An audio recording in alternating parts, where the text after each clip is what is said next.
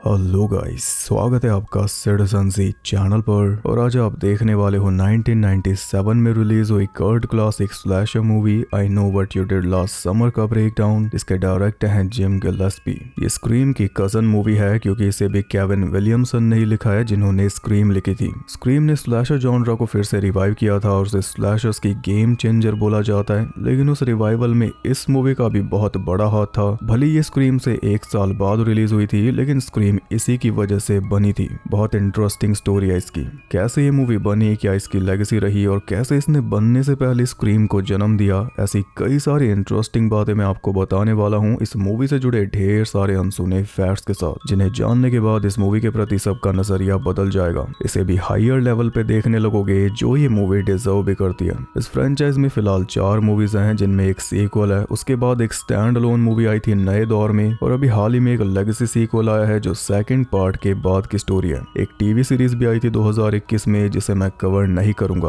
बाकी चारों मूवीज का ब्रेकडाउन आपको देखने के लिए मिलने वाला है फुल डिटेल में। एक और बड़ी सीरीज इस चैनल के कैटलॉग में ऐड होने जा रही है, और इस सीरीज के साथ हमारी सालों से डेड पड़ी हॉरर लेजेंड सीरीज भी फिर से रिवाइव होगी। इस फ्रेंचाइज का हॉरर लेजेंड है द फिशरमैन, जो फिशरमैन वाले रेनकोट में रहता है, सर पे हैट रहती है और हाथ में उसके हुक रहता है। उसके बारे में भी अच्छे से जान जाओगे। तसल्ली से टाइम निकाल के देखना ये वीडियो, क्योंकि हॉरर में ये बहुत ज्यादा इन्फ्लुएंशियल मूवी है। पूरी दुनिया भर में इसे टेपा गया है, यहाँ तक के बॉलीवुड में भी। स्लैशर्स का जो रिवाइवल बोला जाता है वो पूरी दुनिया में फैला था। तो चलिए अब ज्यादा देर ना करते हुए जल्दी से ब्रेकडाउन स्टार्ट करते हैं।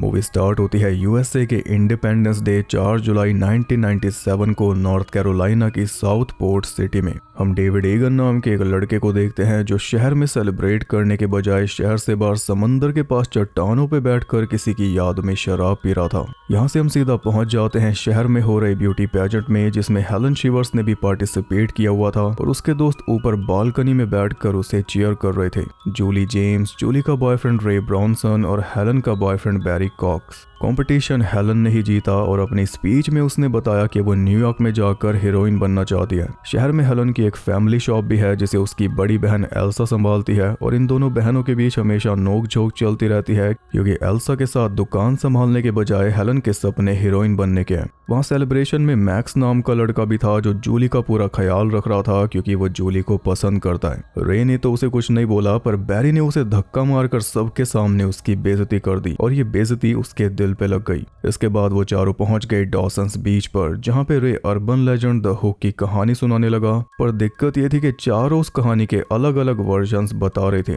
एक लड़का लड़की किसी सुनसान जगह पर कार में रोमांस कर रहे थे जब एक सन की आदमी खुला घूम रहा था जिसके एक हाथ की जगह हुक था। लड़का कार से बाहर निकला तो सनकी ने उसे मारकर कार के ऊपर पेड़ से लटका दिया। लड़की को स्क्रैचिंग की आवाज आने लगी तो उसने कार से निकलकर देखा कि लड़के को ऊपर लटका रखा था, तो उसके पैर कार के ऊपर बार बार लग रहे थे जिससे आवाज हो रही थी। ये था बैरी का वर्जन। पर हेलन का कहना था कि स्क्रैचिंग की आवाज नहीं थी, खून टपकने की आवाज थी क्योंकि लड़के का सर काट के अलग कर दिया था। और जूली का कहना था कि सर नहीं काटा था, उसे हुक से चीर दिया था। पर जो सुना रहा था उसका वर्जन सबसे अलग था। रे का कहना था कि लड़का मरा ही नहीं था। लड़का लड़की दोनों जब वापस घर पहुंचे तब उन्होंने देखा कि उनकी कार के दरवाजे पर एक हुक अटका हुआ था, यानी वो सनकी से बाल बाल बच निकले। अब क्योंकि एक अर्बन लेजेंड है इसलिए इसके कई सारे वर्जन्स हैं और ये सारे वर्जन्स आप एंथोलॉजिस्ट में देख चुके हो। उन चारों की ये डिबेट खत्म भी नहीं हुई थी कि उससे पहले एक और डिबेट छिड़ गई कि ये कहानी सच्ची है या झूठी। सिर्फ रे का मानना था कि कहानी सच्ची है, जबकि बाकी तीनों का कहना था कि झूठ है। इसके बाद दोनों कपल्स अलग अलग होकर अपना अपना फ्यूचर डिस्कस करने लगे क्योंकि शहर में इनकी पढ़ाई का ये आखिरी साल था। अब आगे पढ़ना है तो बाहर जाना होगा, और अगर कुछ और बनना है तो भी किसी बड़े शहर में जाना होगा। इस शहर में तो बस फिशिंग करके ही गुजारा चलता है। यानी ये चारों अलग होने वाले हैं। मोस्ट प्रोबेबली एक साथ इनकी ये आखिरी रात है। हेलन का तो हम जान ही चुके हैं कि वो न्यूयॉर्क में जा रही है हीरोइन बनने, और बैरी अमीर बाप का बेटा है इसलिए उसे कोई टेंशन है नहीं। वो एक बड़ा फुटबॉलर बनना चाहता है। अब हेलन का सपना यह है कि कुछ साल बाद जब ये दोनों फेमस हो जाएंगे तो दोनों शादी करके 3 बच्चे पैदा करेंगे और सेलिब्रिटीज वाली लाइफ जिएंगे। वहीं रे भी पढ़ाई करने न्यूयॉर्क जा रहा है और जूली जा रही है बॉस्टन। जूली को डर है कि न्यूयॉर्क में रे को कोई मॉडर्न लड़की मिल जाएगी और वो जूली को भूल जाएगा, पर रे का कहना है कि दूर रह के भी वो सिर्फ जूली के बारे में ही सोचेगा, अपने हाई स्कूल वाले प्यार को आगे लेकर जाएगा। चारों के ही बड़े सपने हैं और क्योंकि चारों बिछड़ने वाले हैं इसलिए चारों ने अपना रोमांस भी पूरा कर लिया। इसके बाद चारों वापस चल दिए। बैरी तो नशे में पागल हुआ पड़ा था इसलिए उसकी कार रे ड्राइव कर रहा था, लेकिन बीच रास्ते में ही वो और ज्यादा उत्पात मचाने लगा। उसने दारू की बोतल रे के ऊपर गिरा दी, जिस वजह से रे का ध्यान सामने से हट गया और इसी के चलते उसने रोड पे चल रहे एक आदमी को ठोक डाला। अब यहाँ पे आता है टेंशन से भरा हुआ एक एपिक सीक्वेंस। शायद ऐसा सीन दोबारा कभी बना होगा। बैरी के मुंह पे खून लग चुका था, लेकिन वो खून उसका नहीं था। चारों घबरा चुके थे और घबराहट में उल्टे सीधे बहाने बना रहे थे। जैसे रे बोल रहा था कि शायद कोई कुत्ता होगा, लेकिन कार का जो हाल हुआ है वो किसी कुत्ते के टकराने से तो नहीं हो सकता। और अगर कोई हिरन थी तो कोई भी हिरन ऐसी नहीं है जो जूता पहनती हो। पहले तो चारों सोच रहे थे कि बस निकल लो जल्दी से, पर जब खून लगा जूता मिला तब हालात थोड़े बदल गए। उन्होंने थोड़ा आगे जाकर देखा तो आदमी उन्हें पड़ा हुआ दिख गया। वो पहचान में भी नहीं आ रहा था क्योंकि चेहरा पूरा खून से भरा हुआ था।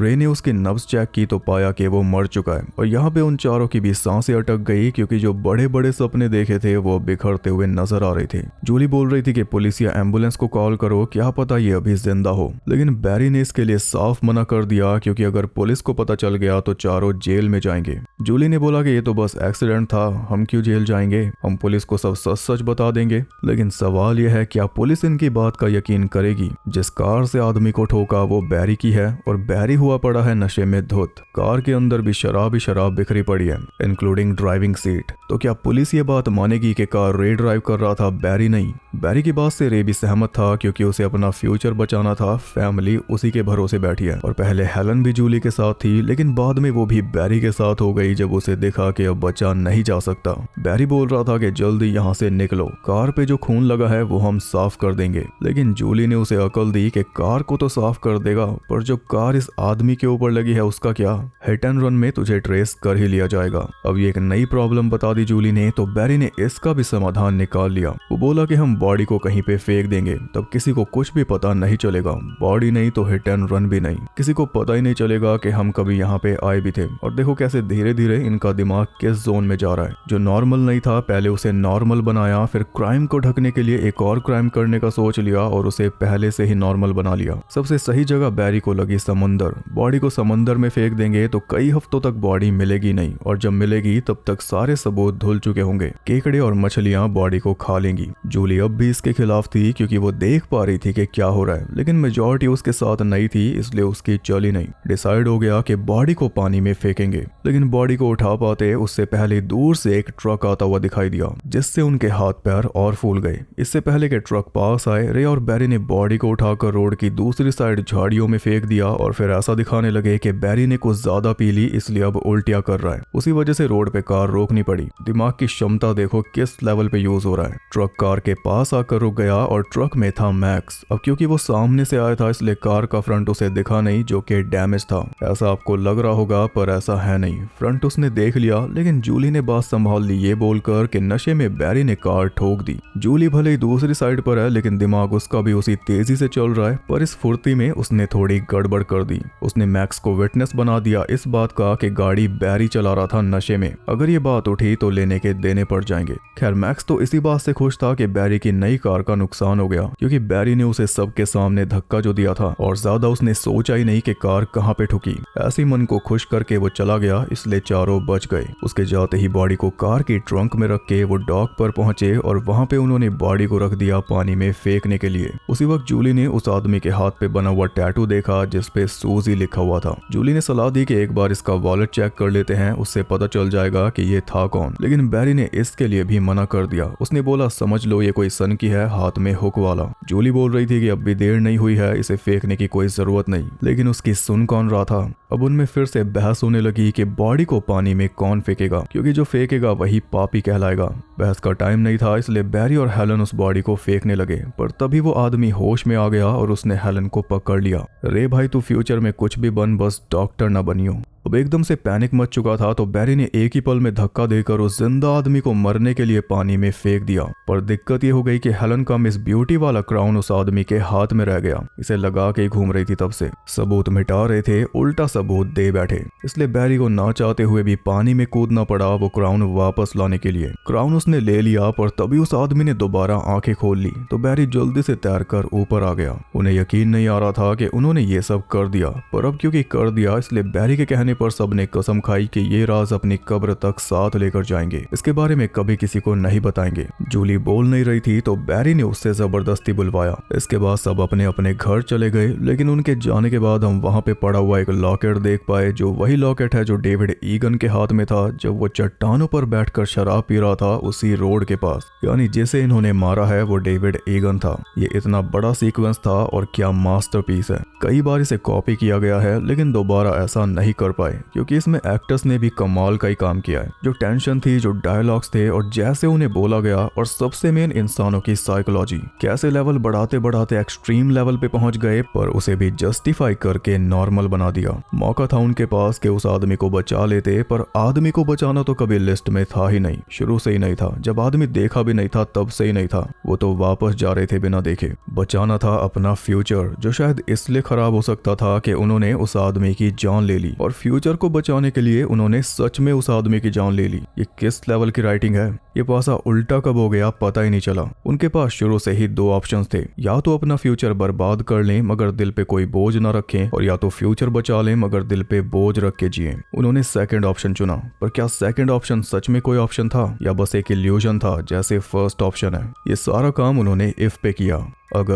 अगर पुलिस को बुलाया तो, अगर पुलिस को ऐसा लगा तो, अगर हम फंस गए तो, सब कुछ अगर के बेसिस पे हुआ। फ्यूचर बर्बाद हो जाएगा, ये भी अगर पे ही निर्भर था। अभी आप देखोगे कैसे। उनके बस में सिर्फ ये था कि वो बोझ लेके जीना चाहते हैं या फिर नहीं। रियल ऑप्शन सिर्फ यही थे, पर जो उनके बस में था वही उन्होंने सेकेंडरी कर दिया। ये सीन तो पढ़ाना चाहिए कॉलेजेस में। इंसानी दिमाग ऐसी सिचुएशन में किस तरह से काम करता है, खुद से ही बारगेनिंग, पॉसिबिलिटीज, प्रोबेबिलिटीज सब कुछ कर लेता है। सीधा सा सवाल पूछता हूँ, इनकी जगह खुद को रख के देखो और बताओ कि आप क्या चुनते। आपके लिए छुपाना आसान है या बताना कि यार मैं तो छुपा लूंगा, मुझे कोई दिक्कत नहीं है, या मैं तो छुपा नहीं सकता, मैं तो बता दूंगा। सही बनने के लिए सब झूठ बोलेंगे, जबकि सच ये है कि हम ऑलरेडी बहुत कुछ छुपा रहे हैं। जूली के लिए छुपाना मुश्किल था और बताना आसान था, सिंपल। पर सीन कितना सिंपल है वो हमने देख ही लिया। बहुत डिस्कशन हो सकती है इसे एक सीन पर। अभी हमने उनका एक्शन देखा है फ्यूचर बचाने के लिए, अभी रिजल्ट देखना बाकी है और रिएक्शन भी। यहाँ से हम सीधा 1 साल आगे पहुंच जाते हैं, जब 1 साल बाद जूली बॉस्टन के एक कॉलेज में पढ़ाई कर रही है। जैसा उसने प्लान किया था, पर जैसा प्लान किया था वैसा कुछ भी नहीं जा रहा। पढ़ाई में इसका ध्यान ही नहीं लग रहा। इसे आज भी वो रात परेशान करती है। जो कुछ इन्होंने किया था वो भुलाया ही नहीं जाता। इतना बड़ा क्राइम किया था, किसी की जान ली थी, इसलिए मन को चैन ही नहीं मिलता। नंबर बहुत कम आ रहे हैं और डीन ने कह दिया है कि ये लास्ट चांस है। अगर पास नहीं हुई तो वापस घर जाना पड़ेगा, जहाँ पे ये जाना चाहती नहीं। शहर तो छोड़ आई, पर शहर में जो किया था उसने इसे नहीं छोड़ा। 1 साल बाद गर्मी की छुट्टियां आ चुकी हैं, हर कोई अपने घर जा रहा है, लेकिन जूली नहीं जा रही। इसे वापस उस शहर में जाना ही नहीं। यहीं पे रहकर अंदर ही अंदर घुट लेगी, लेकिन वापस जाएगी तो शायद और बुरा हाल होगा, इसलिए घर नहीं जाना। पर उसकी रूममेट उसे फोर्स करने लगी कि तू इसी रूम में बंद रहती है, अब कम से कम अपने घर तो चली जा। 1 महीना रिलैक्स कर, फिर तू पढ़ाई पे ध्यान लगा पाएगी। जूली ने बहुत मना किया, लेकिन वो मानी नहीं। वो उसे अपने साथ ले गई और ले जाकर उसके घर पे ड्रॉप कर दिया। आते ही जूली की माँ ने उसे गले लगाया, पर जूली एकदम जैसे लाश बन चुकी थी। उसकी शक्ल देखकर उसकी माँ ने तो ये तक बोल दिया कि क्या तू ड्रग्स ले रही है, ये क्या हाल बना रखा है अपना। पर जूली अपनी माँ को कैसे बताती कि उसे क्या बात खा रही है और कब से खा रही है। उसके लिए एक लेटर आया हुआ था जो उसकी माँ ने उसे पकड़ा दिया, और जूली ने वो लेटर खोला तो उसे सदमा लग गया, क्योंकि उसमें एक नोट था जिसपे लिखा हुआ था, आई know what you did last summer. मैं जानता हूँ तुमने पिछली गर्मी में क्या किया था। यानी कोई उनका राज जानता है, और ये बात जानकर जूली को और ज्यादा बेचैनी हो गई। अगले दिन वो हेलन की फैमिली शॉप में गई हेलन की बहन एल्सा से हेलन का न्यूयॉर्क वाला नंबर लेने, लेकिन उसकी जरूरत ही नहीं पड़ी क्योंकि हेलन उसी दुकान में काम करती हुई मिल गई। वो कोई हीरोइन नहीं बन पाई क्योंकि अंदर से उसका भी वही हाल है जो जूली का है। जूली ने उसे वो नोट दिखाया तो हेलन भी हैरान रह गई। फिर वो दोनों पहुंचे बैरी के घर और नोट को देख के बैरी बोला कि शायद कोई मजाक कर रहा है। उसने जूली से बोला कि इस नोट से क्या पता चलता है, पिछले साल तो तूने बहुत कुछ किया होगा। तो जूली बोली कि सबसे मेन तो कत्ल ही था। वो बताती है कि जिसे इन्होंने मारा था वो डेविड ईगन था।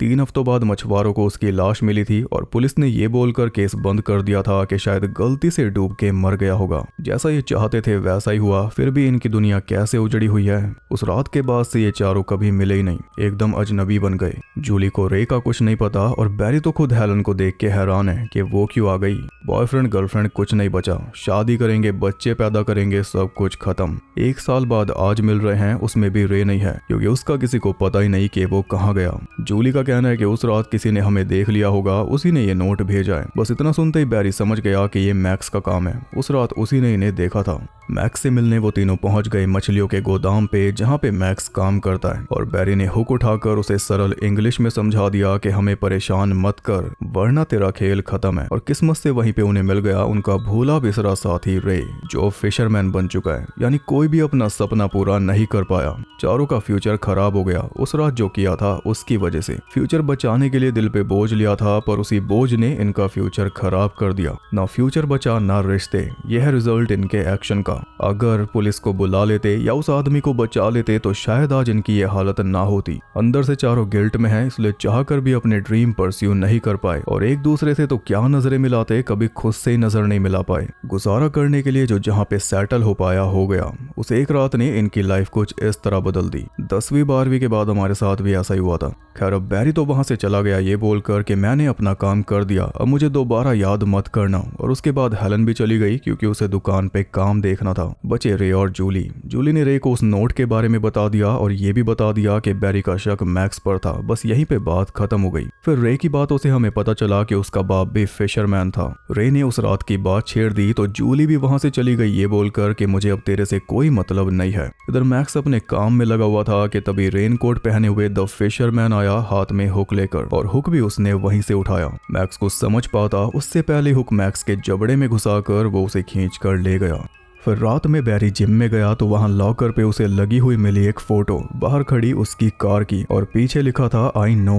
लॉकर खोल के देखा तो उसकी जैकेट गायब थी। बैरी जल्दी से बाहर निकलने लगा तभी कोई उसी के सामने उसकी कार रिवर्स करके ले गया। बैरी ने उसका पीछा किया लेकिन कुछ देर बाद कार बैरी का पीछा करने लगी, पर साफ नजर आ रहा था कि ड्राइवर बैरी के साथ खेल रहा है। आखिर में उसने बैरी को बुरी तरह क्रैश कर दिया। फिर वो कार से बाहर निकला तो पता चला कि वो फिशरमैन ही है। हुक लेकर वो बैरी के पास पहुंच गया लेकिन उसे मारे बिना ही वहां से चलता बना। इसका मतलब क्लियर है कि फिशरमैन इन्हें डरा रहा है ताकि ये पुलिस के सामने अपना जुर्म कबूल कर ले। बैरी हॉस्पिटल में पहुंच गया तो उसके दोस्त उससे मिलने आए। बैरी ने उन्हें उस आदमी का पूरा हुलिया बता दिया, बस फेस उसका दिखाई नहीं दिया था। जूली बोली कि इस राज ने हमारी जिंदगी बर्बाद कर दी, अब ये हमारी जिंदगी खत्म करवा दे, उससे पहले हमें पुलिस को सब कुछ बता देना चाहिए। पर बैरी ने साफ मना कर दिया। फिर डिसाइड हुआ कि हम उस आदमी का पता लगाएंगे, वो डेविड ईगन का कोई करीबी होगा तभी ये सब कर रहा है। जूली ने डेविड के बारे में थोड़ी रिसर्च की तो उसे पता चला कि 2 साल पहले 5 जुलाई के दिन डॉसन्स बीच पे डेविड की कार का एक्सीडेंट हो गया था। कार रोड से गिरकर पानी में डूब गई थी और डेविड की मंगेतर सूजी विलिस कार के अंदर ही फंसी रह गई थी, जिस वजह से वो डूब के मारी गई थी। इसलिए पिछले साल यानी कि एक्सीडेंट के 1 साल पूरा होने पर डेविड उसी जगह पर बैठकर सूजी की याद में शराब पी रहा था और जब शराब के नशे में वो रोड पार कर रहा था तब इनकी कार ने उसे ठोक दिया था। उसके हाथ पर सूजी का टैटू भी था क्योंकि जल्दी उसकी शादी होने वाली थी। तो 1 साल पहले कार की वजह से सूजी मरी, फिर 1 साल बाद कार की वजह से डेविड भी मारा गया। जूली ने डेविड के घर का पता लगाया, फिर हेलन के साथ वो शहर से बाहर उसके घर पहुंच गई। घर पे उन्हें मिली डेविड की बहन मिसी। उन्होंने मिसी को बोला कि हमारी कार खराब हो गई है, हमें तुम्हारा फोन यूज करना है। तो मिसी उन्हें घर के अंदर ले गई जहाँ पे फिशरमैन वाला रेनकोट लटका हुआ था। लेकिन इस शहर में ये आम बात है क्योंकि ज्यादातर लोगों का यही प्रोफेशन है। अब हेलन ने फोन पे झूठी मोटी बातें बनाना शुरू कर दिया और इतने में जूली जूली मेसी के मुंह से कुछ उगलवाने की कोशिश करने लगी। मेसी ने बताया कि मेरा एक छोटा भाई था डेविड, जिसकी पिछले साल मौत हो गई थी। उसकी मौत से मेरी माँ को सदमा लगा, इसलिए अब वो किसी और शहर में जाके रहने लगी है और मेसी रह गई है अकेली। डेविड के जाने से ये फैमिली बिखर चुकी है और मेसी का गुजारा भी बड़ी मुश्किल से चलता है। मेसी को ये नहीं पता था कि फैमिली बिखेरने वाले ही उसके सामने खड़े हैं। फैमिली के बारे में तो मेसी ने बता दिया, पर उन्हें जानना था डेविड के किसी दोस्त के बारे में। मेसी कहती है कि डेविड का ऐसा कोई खास दोस्त नहीं था, पर उसके मरने के बाद एक दिन एक लड़का आया था यहाँ पे। उसका नाम था बिली ब्लू और मुझसे बात करते करते वो काफी दुखी हो रहा था। जानकारी उन्हें मिल चुकी थी, इसलिए दोनों बाहर जाकर कार में बैठ गई और जब मेसी उनके पास आई तो वो कार स्टार्ट करके वहां से चलते बने, जबकि कार तो उनकी खराब थी ना। असल में जूली से मेसी की हालत देखी नहीं जा रही थी। उनकी वजह से कईयों का फ्यूचर बर्बाद हो गया। इस बात का उन्हें आज पता चला, इसलिए उनसे और रुका नहीं गया, वरना क्या पता वो सच ही उगल देती। जूली ने हेलन को उसके घर ड्रॉप किया तो हेलन बोलने लगी कि शायद डेविड मरना ही चाहता था, तभी तो वो वहां पे शराब पी रहा था। ये सुनकर जूली बोली कि अगर ये बोलने से तुझे रात में नींद आ जाए तो ठीक है। रिश्ते कई टूटे, पर उनमें से एक रिश्ता इन दोनों का भी तो था। ये दोनों बेस्ट फ्रेंड्स हुआ करती थी, पर अब तो लगता नहीं कि कुछ ठीक हो पाएगा। हेलन घर में गई तो उसके डैड ने उस पर कोई ध्यान नहीं दिया और उसके पीछे पीछे फिशरमैन भी घर में घुस आया, लेकिन उस पे भी डैड ने कोई ध्यान नहीं दिया। वो चुपचाप हेलन की अलमारी में जाकर छुप गया। हेलन भी रूम में जाकर सोने की तैयारी करने लगी, तभी एल्सा ने आकर उसे बोला कि कल दुकान में जल्दी पहुंच जाना, पर हेलन ने बोला कि मैं नहीं आ सकती। कल 4 जुलाई है, शहर में परेड होगी जिसमें हेलन को हिस्सा लेना पड़ेगा, क्योंकि पिछले साल का ब्यूटी पेजेंट यही जीती थी, जिसका क्राउन आज भी इसके पास है। हेलन को अपने बालों से बहुत ज्यादा प्यार है, इसलिए एल्सा उसके बालों को ही कोस कर अपने रूम में चली गई। फिर हेलन भी सो गई, पर जब सुबह वो जागी तो क्राउन उसके सर पे था और बाल उसके कटे हुए थे। रात रात में फिशरमैन इसके साथ भी खेल कर गया और मिरर पे लिख के गया सून। बाल इसलिए काट कर गया क्योंकि एल्सा के कोसने से उसे आइडिया मिल गया था। अब हेलन ने जल्दी से जूली के पास फोन मिलाया तो जूली कार लेकर उसके घर के लिए निकल गई, लेकिन कार के ट्रंक में से कुछ आवाज आ रही थी। जब आवाज बहुत ज्यादा बॉदर करने लगी तब जूली ने कार को साइड में रोककर ट्रंक को खोला और ट्रंक खोलते ही उसका मुंह भी खुला रह गया, क्योंकि ट्रंक में पड़ी थी मैक्स की लाश, जिसके ऊपर केकड़े रेंग रहे थे और मैक्स ने बैरी की जैकेट पहनी हुई थी जो लॉकर में से गायब हुई थी। अब डर के मारे जूली पैदल भागकर हेलन के घर पहुंची, जहां पे बैरी पहले से मौजूद था। उन दोनों को लेकर वो वापस कार तक आई, पर जब बैरी ने ट्रंक खोला तो उसमें कुछ भी नहीं था। बैरी तो कुछ समझा नहीं, पर जूली समझ चुकी थी कि किलर जानबूझ के इन्हें परेशान कर रहा है, क्योंकि वो जानता है कि पुलिस के पास तो ये जाएंगे नहीं, बल्कि वो तो चाहता है कि ये पुलिस के पास जाएं और सब कुछ कन्फेस कर ले। यहाँ पे इस मूवी का एक और आइकॉनिक सीन आता है जिसमें जूली सड़क पे चिल्लाकर किलर को चैलेंज करती है। ये सीन एक बच्चे की देन है, वो आगे बताऊंगा। वो तीनों वापस हेलन के घर पहुंचे तो बाहर ही उन्हें रे मिल गया, जिसे देखते ही बैरी उसके ऊपर टूट पड़ा, क्योंकि बैरी को उसी के ऊपर शक था। और रे बोला कि मुझे भी एक लेटर मिला है। तो बैरी बोला कि मेरी हड्डियां टूट गई, हेलन के बाल कट गए, जूली को मैक्स की डेड बॉडी दिखी और तुझे लेटर मिला। सब कुछ एकदम बराबर लग रहा है। बैरी के शक का रीजन ये था कि रे उनके साथ ज्यादा दिखता भी नहीं और वो फिशरमैन भी है, पर रे बोल रहा था कि मैं खुद परेशान हूँ। अब लड़ने के बजाय वो सब एल्सा की 92 वाली क्लास की फोटो बुक देखने लगे, क्योंकि डेविड एल्सा की क्लास में ही था। उन्हें उम्मीद थी कि बिली ब्लू भी उसकी फोटो बुक में मिल जाएगा, लेकिन इस नाम का कोई लड़का उसमें नहीं मिला। तब वो समझे कि बिली ब्लू एक फेक नाम है। उस लड़के ने मिसी को झूठा नाम बताया होगा, जैसे हेलन और जूली ने बताया था। बिली ब्लू का पता लगाना है तो ये फोटो बुक लेकर मिसी के पास जाना होगा, वो ही देखकर बता पाएगी कि कौन लड़का उनके घर आया था। रे ने तो साफ मना कर दिया कि मैं कहीं नहीं जाऊंगा, तभी तो इस पे शक करते हैं। तो जूली बोली कि मैं अकेली चली जाऊंगी। हेलन और बैरी परेड में जाएंगे, क्योंकि किलर वहां पे जरूर आएगा। आज 4 जुलाई है, उसे जो करना है वो आज ही करेगा, एनिवर्सरी जो है। रे बोला कि ये सब करने की कोई जरूरत नहीं है, शहर छोड़कर कहीं दूर चले जाते हैं। जूली बोली कि मैंने दूर जाकर देख लिया है, उससे कुछ भी नहीं बदला, हमें इसे फेस करना होगा अगर अपनी लाइफ वापस चाहिए तो। हेलन और बैरी जाकर परेड में शामिल हुए और आसपास पूरी नजर रख रहे थे कि फिशरमैन दिखे और उसे पकड़े। फिशरमैन दिखाई भी दे गया और बैरी ने उसे दबोच भी लिया, लेकिन वो निकला बस एक बूढ़ा आदमी। ऐसे रेनकोट पहने बहुत आदमी दिखेंगे परेड में, क्योंकि शहरी मछुआरों का है। हालांकि हेलन को असली फिशरमैन भी दिखाई दे गया, जो उसे टीज कर रहा था, क्योंकि वो पहले से उनकी सारी चालें जानता है। इधर जूली मिसी के पास पहुंच चुकी थी और जाते उसने मिसी को बोला कि तुम्हारे भाई की मौत कोई हादसा नहीं था। मिसी बोली कि मुझे पता है, डेविड ने खुद अपनी जान ली थी, क्योंकि सूजी की मौत के लिए पूरा शहर उसे ही ब्लेम करता था। ये सुनकर जूली भी हैरान रह गई। उसने पूछा कि तुम्हें कैसे पता? तब मिसी ने जूली को डेविड का खुदकुशी वाला नोट दिखाया, जो आज से पहले किसी को नहीं दिखाया था। उस नोट पे लिखा था I will never forget last summer, और सेम वही राइटिंग थी जो जूली वाले नोट पर थी। यानी मिसी उस नोट को अब तक गलत समझ रही थी।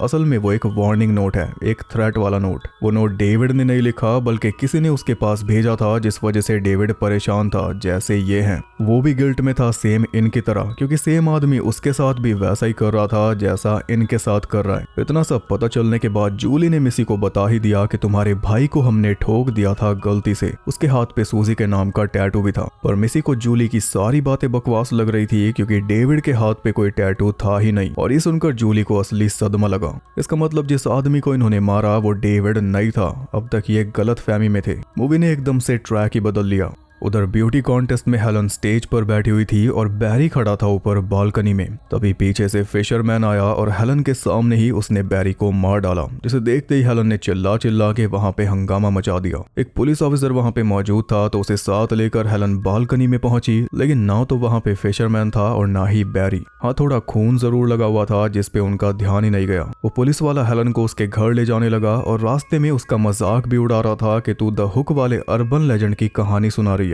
लेकिन रास्ते में एक आदमी अपना ट्रक अड़ा के खड़ा हुआ था। पुलिस वाला उसे हटाने गया पर वो निकला फिशरमैन, जिसने पुलिस वाले को ही दुनिया से हटा दिया। इसके बाद वो आने लगा हेलन की तरफ। हेलन कार के अंदर लॉक थी तो किसी तरह विंडो तोड़कर वो बाहर निकल के भाग निकली और सीधा जा पहुंची अपनी शॉप पर। फिशरमैन भी उस तक पहुंच ही चुका था। वो तो सही टाइम पे एल्सा ने दरवाजा खोल दिया, इसलिए उसकी जान बच गई। लेकिन बैक डोर अब भी खुला हुआ था। जब तक एल्सा उसे लॉक करने पहुंची तब तक फिशरमैन अंदर आ चुका था। हेलन से पहले उसने एल्सा को ही मार डाला। हेलन पुलिस के पास फोन मिला रही थी, लेकिन फोन लग नहीं रहा था क्योंकि लाइंस काट ही दी होंगी अब तक फिशरमैन ने। और एल्सा की चीख सुनकर हेलन समझ चुकी थी कि अब क्या होने वाला है। फिशरमैन किसी बड़ी मछली की तरह एल्सा की बॉडी को साइड कर रहा था। अब यहाँ स्टोर के अंदर आता है कमाल का थ्रिलिंग चेस सीक्वेंस, जिसमें हेलन फिशरमैन से बचने की कोशिशें करती है और इसी बीच उसे एल्सा की बॉडी भी मिल जाती है। ये सीक्वेंस कितना थ्रिलिंग है वो तो देख कर ही पता चल सकता है, क्योंकि बैकग्राउंड म्यूजिक का भी बहुत बड़ा रोल है। और आखिर में हेलन विंडो के जरिए बाहर कूद कर भाग जाती है और वो रोड पे चल रही सेलिब्रेशन में पहुंचने ही वाली थी कि तभी फिशरमैन ने फायरवर्क्स के बीच में ही बड़ी बेरहमी से उसे मार डाला।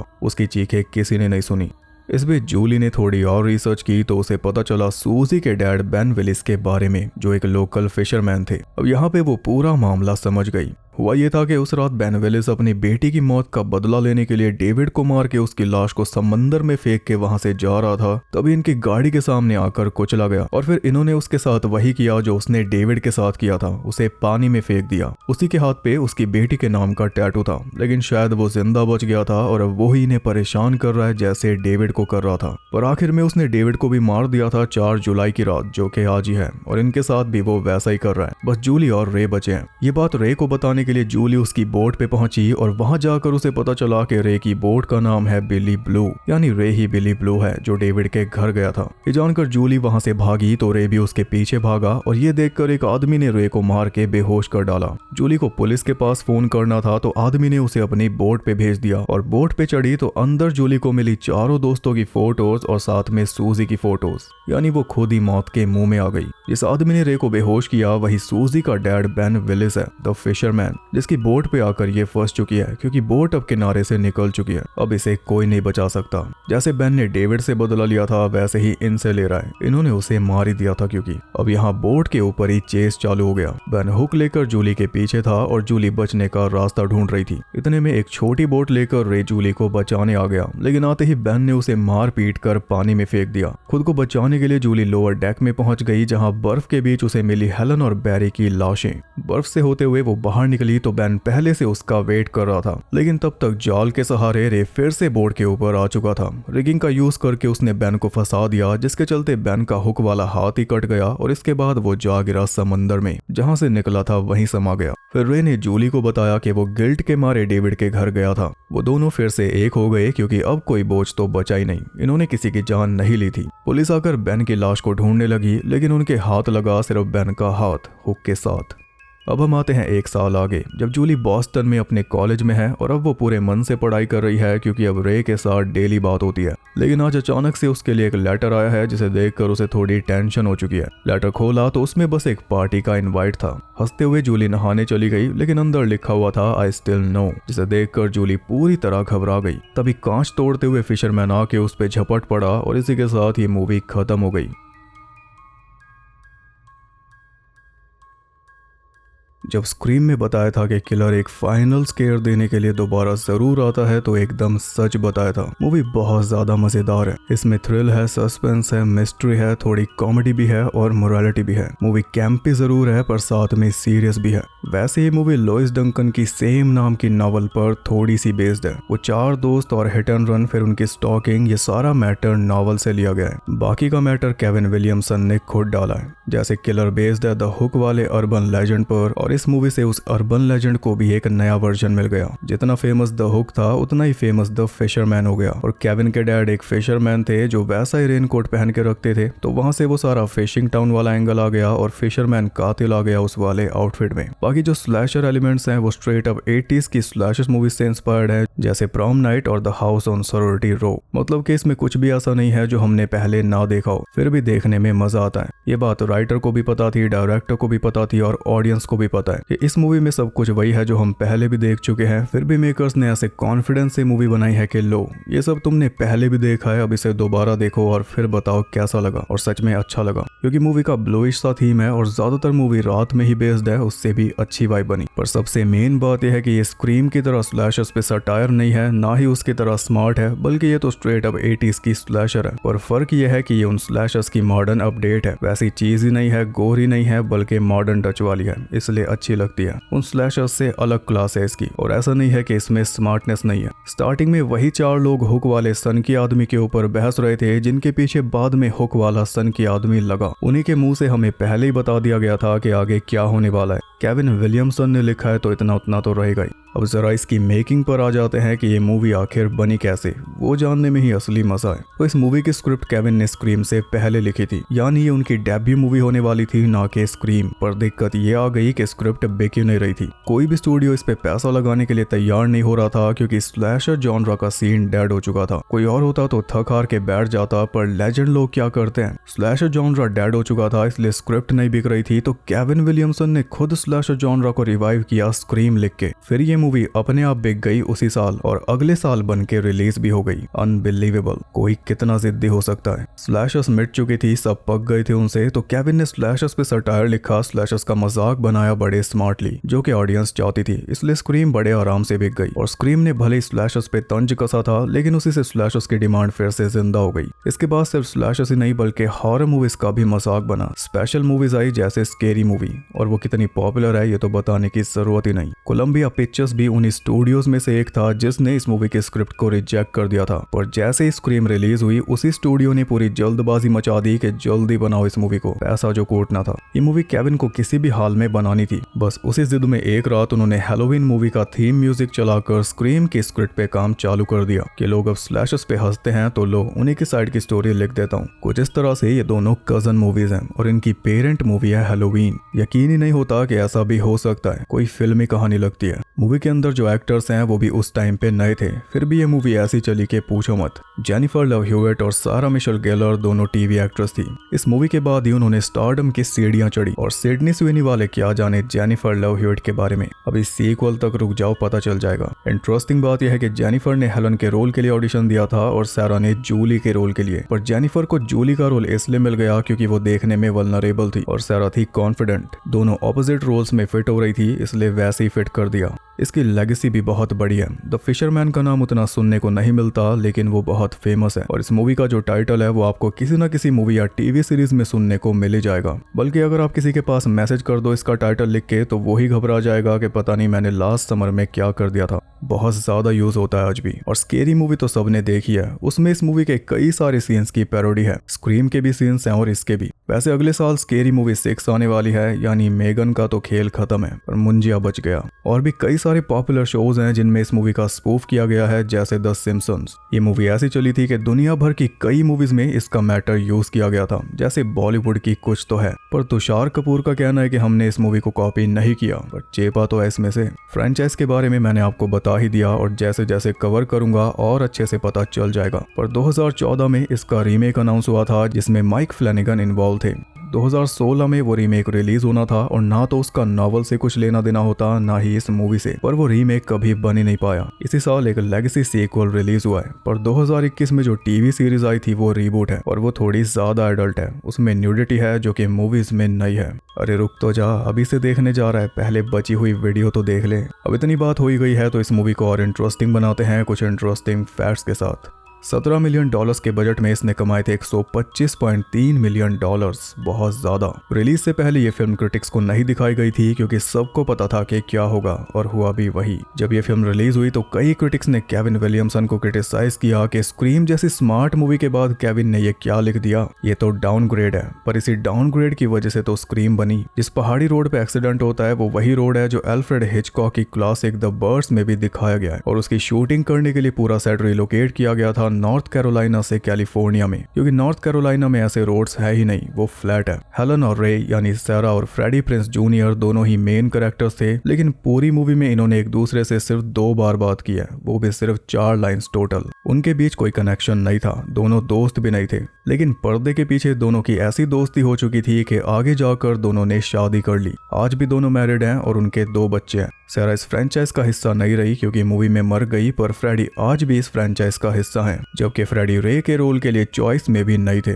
उनके ऑडिशन भी क्लियर नहीं हो रहे थे और आखिर में वो भी हार चुके थे, पर डायरेक्टर ने उन्हें हिम्मत दी क्योंकि डायरेक्टर उन्हें कास्ट करना चाह रहे थे और वो डटे रहे, इसलिए सिलेक्ट हो ही गए। उन्हें ना सिलेक्ट करने का रीजन ये था कि वो सॉफ्ट दिखते हैं। रे के रोल के लिए जेरेमी सिस्टो फाइनल चॉइस थे। लोइस डंकन जिनकी नॉवल पे ये मूवी बनी है, वो इस मूवी से बिल्कुल भी खुश नहीं थी, बल्कि गुस्सा थी। उनका सवाल था कि मेरी नॉवल पे तुमने स्लैशर मूवी कैसे बना दी, क्योंकि नॉवल में किसी की जान नहीं जाती, और उनके इस गुस्से के पीछे उनका दुख था। 1989 में किसी ने उनकी सबसे छोटी बेटी का कत्ल कर दिया था, तो एक माँ जिसकी बेटी को बेरहमी से मार दिया गया हो, उसे दुख तो होगा ये देखकर कि उसकी रचना में भी ये सब मिला दिया गया है, और इसी छवि के साथ अब टाइटल फेमस है। हालांकि मूवी के अंदर स्लैशर वाला ज्यादा एलिमेंट है नहीं। मूवी में बहुत कम किल्स हैं, वो भी एकदम आखिर में जाकर शुरू होती है, पहले सारा सस्पेंस है। एक सवाल सबके मन में होगा कि फिशरमैन ने मैक्स को क्यों मारा। वो इसलिए क्योंकि प्रोड्यूसर्स को मूवी काफी प्लेन लग रही थी। उन्हें स्टार्टिंग में एक किल चाहिए थी ताकि ऑडियंस को पता चल सके कि उन चारों दोस्तों को जान का खतरा है, इसलिए बीच मूवी में मैक्स को मार दिया गया बिन बात के,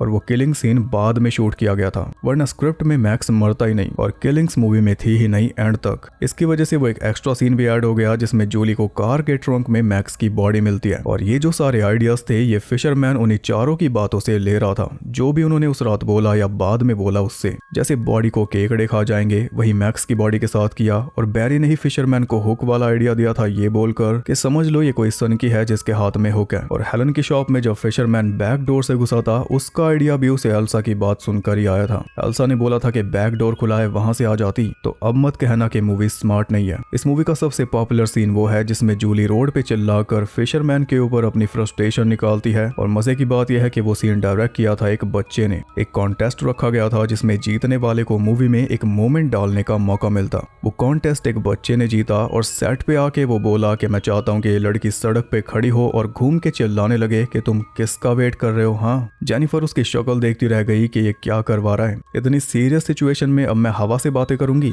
एकदम बचकाना आइडिया दिया था उस बच्चे ने, लेकिन वही आइडिया इस मूवी का सबसे आइकॉनिक सीन बन गया। स्केरी मूवी में भी इसका स्पूफ है और किसी को नहीं पता कि वो बच्चा अब कहाँ पर है। समझ नहीं आता ये मूवी है या कोई जादू है। हैरान करती है इसकी मेकिंग की कहानी। इस मूवी की शूटिंग शुरू होने से कुछ टाइम पहले ही जेनिफर ने जेमी ली कर्टिस के साथ हाउस अरेस्ट में काम किया था। तो जब इस मूवी की शूटिंग नॉर्थ कैरोलिना में चल रही थी, उसी टाइम पर जेमी भी वहीं पे एक मूवी शूट कर रही थी। जेमी सेट पर जेनिफर से मिलने आई और जेनिफर को बधाई दी उनकी पहली हॉरर फिल्म के लिए। इसके बाद वो डेली जेनिफर से मिलने आती थी सिर्फ उन्हें हक करने। जेमी ऑलरेडी स्क्रीम क्वीन थी, हॉरर में इतना बड़ा नाम था उनका, तो उनकी तरफ से ऐसा करना बहुत बड़ी बात थी। और जेमी पॉपुलर हुई थी हैलोवीन से, जिसका इस मूवी पे बहुत इन्फ्लुएंस है, और प्रॉम नाइट में भी जेमी थी जिससे इंस्पिरेशन ली गई है इस मूवी के प्लॉट की। अगर आपने देखी है तो आपको पता ही होगा। जेनिफर को हॉरर मूवीज बिल्कुल भी पसंद नहीं थी। उन्होंने बोला था कि मैं इस मूवी को कभी नहीं देख पाऊंगी। आपको हैरानी होगी जानकर कि जेनिफर ने इस फ्रेंचाइज के अलावा और किसी भी हॉरर मूवी में काम नहीं किया आज तक। हॉरर से उन्हें इतना डर लगता है। जेनिफर ने बोला है कि जिम गिलेस्पी उनके फेवरेट डायरेक्टर हैं जिनके साथ उन्होंने काम किया है। इससे पहले जेनिफर चाइल्ड स्टार थी टीवी शोज में। इस मूवी की शूटिंग के टाइम पर उनकी एज 18 साल थी और ये पहली बार था जब उन्होंने थोड़े रिवीलिंग कपड़े पहने थे। तो इस मूवी ने उनकी बाल कलाकार वाली इमेज को दूर करने में बड़ी मदद की। लेकिन वो कपड़े उन्होंने अपनी मर्जी से नहीं पहने थे। प्रोड्यूसर्स ने उनसे एक न्यूड सीन करने के लिए पूछा था और जेनिफर ने मना कर दिया था, तो उसकी भरपाई करने के लिए प्रोड्यूसर्स ने जेनिफर को ऐसे रिवीलिंग टॉप्स पहनाए जिनमें क्लीवेज दिखे। इंटरेस्टिंगली ये केविन विलियमसन द्वारा लिखी गई दूसरी फिल्म है जिसमें पार्टी ऑफ 5 की फीमेल लीड ने काम किया है। स्क्रीम में थी नेव कैम्पबेल और इसमें है जेनिफर लव ह्यूइट और इसकी एंडिंग भी पार्टी ऑफ 5 के सेट के साथ में शूट हुई थी। मैक्स यानी कि जॉनी गलेकी जेनिफर को पहले से जानते थे क्योंकि जेनिफर उनकी छोटी बहन की दोस्त थी। जब वो नेशनल लैम्पून्स क्रिसमस वेकेशन में काम कर रहे थे तब जेनिफर उनके साथ सेम अपार्टमेंट में रही थी। मैक्स के रोल के लिए जेनिफर ने ही जॉनी को रिकमेंड किया था। जिस सीन में मैक्स की बॉडी को ट्रंक के अंदर दिखाया जाता है केकड़ों के बीच, उस सीन में जॉनी का फेक बॉडी कास्ट यूज हुआ था, पुतला समझ लो। लेकिन उस पुतले को देखकर जेनिफर इतनी अपसेट हो गई थी कि उन्होंने शूटिंग ही रुकवा दी थी। ये बात जॉनी तक पहुंची तो जॉनी ने कॉल करके जेनिफर को समझाया कि मैं सही सलामत हूँ, तब जाके सीन पूरा हुआ। सबसे आखिर में सैरा को कास्ट किया गया था और तब तक सैरा काम कर रही थी बफी द वैम्पायर स्लेयर में। उस साल सैरा 2 बड़ी हॉरर मूवीज में नजर आई थी, एक तो ये और दूसरी स्क्रीम 2 जिसे केविन ने ही लिखा था। अगले साल हैलोवीन H2O में भी नजर आई थी स्क्रीम 2 की क्लिप में, उसमें भी केविन का योगदान था। स्क्रीम 2 पहले शूट हुई थी जिसमें सैरा को अपने बाल छोटे करने पड़े थे। इसी वजह से इस मूवी की शूटिंग के दौरान सैरा ने हेयर एक्सटेंशन लगा रखे थे आधी मूवी में। फिर तो फिशरमैन ने बाल काट ही दिए थे। उसके बाद कोई दिक्कत नहीं आई शूटिंग में और यही hair style Buffy the Vampire Slayer के 2nd सीजन में भी चला था। हॉरर मूवीज में हमेशा सेक्सी ब्लॉन्ड लड़की मारी जाती है। इसी के उलट सैरा का कैरेक्टर डिजाइन किया था जॉस वेडन ने बफी द वैम्पायर स्लेयर में, और जो ब्लॉन्ड लड़की हमेशा मारी जाती है वही कैरेक्टर इस मूवी में है सैरा का। वो चारों दोस्त डॉसन्स बीच पे जाते हैं। ये रेफरेंस है डॉसन्स क्रीक शो का जिसके राइटर भी केविन विलियमसन है और वो शो आया था इसके 1 साल बाद, पर रेफरेंस पहले ही आ गया था। स्टूडियो द्वारा इस मूवी को प्रमोट किया जा रहा था from the creator of scream लिखकर। तो स्क्रीम जिस स्टूडियो ने बनाई थी मिरामैक्स, उन्होंने कोलंबिया पिक्चर्स के ऊपर केस कर दिया इस बात को लेकर, क्योंकि इस टैगलाइन से लोगों को लग रहा था वेस क्रेवन ने बनाई है ये मूवी जिन्होंने स्क्रीम बनाई थी। जबकि स्टूडियो चालाक बन रहा था कि हम तो केविन विलियमसन की बात कर रहे हैं, लेकिन चालाकी चली नहीं क्योंकि केस के बाद ये प्रमोशन बंद करना पड़ा। और जब केविन ने प्रमोशन देखा था तो उन्होंने पहले ही बोल दिया था कि इसे हटा दो। जब वो चारों बीच पर बैठकर बात कर रहे थे, उस सीन के लिए जिम गिलेस्पी इंस्पायर्ड हुए थे किसी बुक में एक इमेज को देखकर। तो वही इमेज वाला सीन क्रिएट करने के लिए एक पुरानी बोट को लाया गया जिसे आधा करके वहां पे रख दिया गया। रीज विदरस्पून ने भी ऑडिशन दिया था, लेकिन बाद में वो पीछे हट गई और जाते जाते अपने बॉयफ्रेंड रायन फिलिप को रिकमेंड कर गई बैरी के रोल के लिए। और वैसे बैरी के रोल के लिए कोई लंबा लड़का चाहिए था, लेकिन फिर डायरेक्टर ने रायन को ही रख लिया। फिशरमैन का रोल किया है म्यूज वॉटसन ने। 4 जुलाई 2017 को अचानक ही म्यूज ने ट्विटर पे रायन के पास मैसेज भेज दिया, हेलो ओल्ड फ्रेंड, पर वो फ्रेंडली वे में था, क्योंकि इस मूवी के शूट के टाइम पर म्यूज उन चारों एक्टर्स के अच्छे दोस्त बन गए थे, एकदम जैसे उनके अंकल हो। म्यूज ने बोला है कि आज तक उन्होंने जितने लोगों के साथ काम किया उनमें ये लोग सबसे अच्छे थे। मेलिसा जॉन हार्ट ने जूली का रोल ठुकरा दिया था। उनका कहना था कि ये मूवी स्क्रीम की कॉपी है, पर उन्हें ये नहीं पता था कि अगर कोई कॉपी है तो वो स्क्रीम है इस मूवी की, क्योंकि जैसा मैंने बताया ये बन नहीं रही थी इसलिए स्क्रीम लिखनी पड़ी। केविन का द शाइनिंग वाला हाल हुआ पड़ा था दिमागी तौर पे। ऊपर से उन्होंने टीवी पे न्यूज देख ली थी फ्लोरिडा के गेंसविल रिपर की, बस वहीं से इंस्पिरेशन ले ली और वहीं पे उनका दिमाग खनका, हैलोवीन का थीम चलाया और 48 घंटों के अंदर 120 पेज का स्क्रीन प्ले लिख दिया स्क्रीम का। मेलिसा ने जब रोल छोड़ा तो वो मिल गया जेनिफर को और अगले ही साल दोनों साथ में नजर आई थी कांट हार्डली वेट में। 10 हफ्तों तक इस मूवी की शूटिंग चली थी, जिनमें से 7 हफ्ते में सिर्फ रात में शूटिंग हुई थी, जिससे एक्टर्स भी दुखी हो गए थे और टाउन वाले भी। हेलन का जो फैमिली स्टोर था वो एक असली स्टोर था जिसे 2019 तक सेम वैसा ही रखा गया था, पर 2023 में वो स्टोर बंद हो गया। अगर मैं ये वीडियो 2022 में बनाता तो कहता कि वो स्टोर आज तक भी वहीं पे है। और वैसे वो स्टोर मूवी में सिर्फ एक ही सीन में नजर आने वाला था, पर डायरेक्टर को स्टोर इतना ज्यादा पसंद आया कि उसे एक से ज्यादा बार दिखाया गया, बल्कि उसमें हेलन का चेस सीन भी रखा और एल्सा की डेथ भी।